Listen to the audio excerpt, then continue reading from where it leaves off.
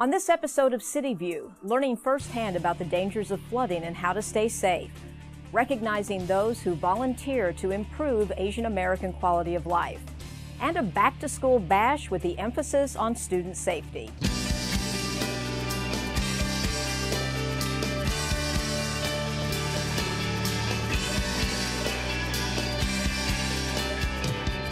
Welcome to CityView. I'm your host, Carol Barish. The Austin Police Department, along with the Austin Police Community Liaison Corporation, recently hosted the inaugural I.C.A.R.E Faith Community Conference at ACC Riverside. I appreciate what you're doing. The goal of the free event was to educate the community on how to interact with law enforcement. The conference covered topics like mental illness, racial profiling, race relations, and law enforcement, response to resistance training, as well as a self-defense demonstration. No! No! No! No! No! No! APD worked for several months with the Faith Community Network, which is made up of congregations and organizations from across the city, to plan the conference. The conference focused on the needs of Austin's vulnerable populations, such as youth, the elderly, and those with mental health disorders. APD hopes to have several more faith community conferences in the future.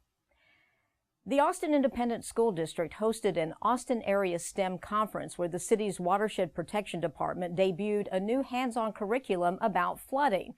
Teachers learned how flood safety awareness activities will involve the students in building models of low water crossings in Austin, conducting experiments to observe water washing a car off the road, using a free Geographic Information Systems web viewer to determine if they live in a floodplain, and creating a map showing whether there are low water crossings on their way to school. The session that we did here today was on our Watershed Detectives program, which is for middle school teachers, and we focused on making science relevant to middle school students.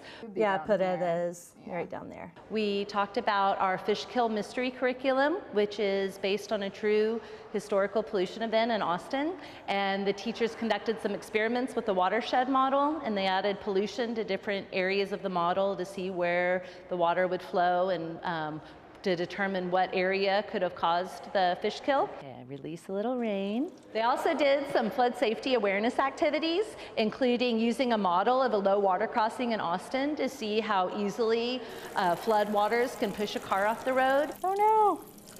And they did some technology integration, including the atxfloods.com and a GIS web viewer that we've just created for them to be able to see where their school is in relation to what watershed they're in, whether or not they're in a floodplain, and what low water crossings are in their area. So where would the car be in the lower picture? Underwater, right? I think it's really important to see how science is around us every day, what an important part of our life it is, that it's something exciting and engaging.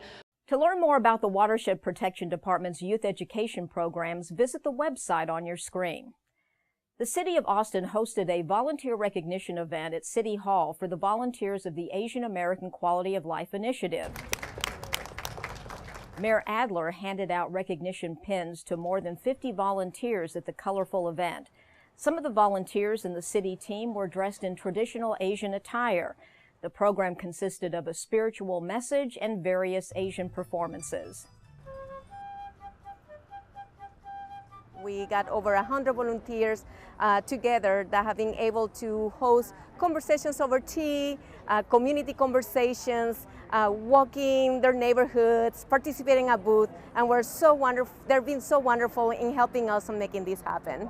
The next and final step in this initiative is the written report on the entire project, which will be presented to the Asian American Quality of Life Advisory Commission, who will then make recommendations for needed resources and services to the City Council. Austin ISD and the City of Austin's Safe Routes to School recently teamed up at the Palmer Events Center for the 11th annual Back to School Bash. The free event brings out thousands of families to prepare students for the new school year. There were all kinds of fun activities, and more than 3,000 backpacks full of school supplies were given away to school-aged children. Student safety was at the top of the day's agenda, and Mayor Pro Tem Kathy Tovo was on hand to present a proclamation and explain the Austin Transportation Department's plan to get drivers ready for the upcoming school year. Beginning in the week of August 15th, There will be testing going on around the city to make sure that all of our crossing lights all of our school zone signals are working properly. During testing, drivers won't be ticketed if you exceed the school zone speed limit, but please know that beginning on August 22nd, our transportation department will be enforcing that lower speed limit. The city's Safe Routes to School program has educated nearly 50,000 students each year on pedestrian and bicycle safety since 1991 and provides 230 crossing guards serving 90 elementary schools. Well, that's all for this edition of CityView. Our next episode will premiere on August 29th. I'm your host, Carol Barish. Thanks for watching.